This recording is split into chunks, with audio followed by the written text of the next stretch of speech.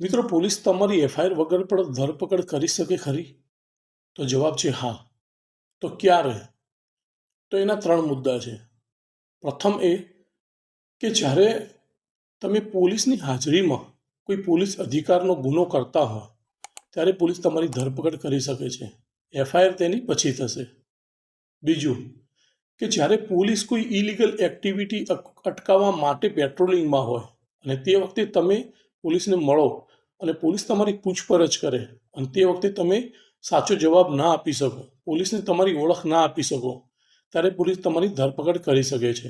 ત્રીજું, જ્યારે ભારતની કોઈ પણ ન્યાયની કોર્ટે તમને ભાગેડું જાહેર કર્યા હોય, એટલે કે એબ્સકોન્ડિંગ જાહેર કર્યા હોય અને તમારી વિરુદ્ધમાં કોઈ જાહેરનામું કોર્ટે જાહેર કર્યું હોય ત્યારે પણ પોલીસ તમને એફઆઈઆર વગર ધરપકડ કરી શકે છે.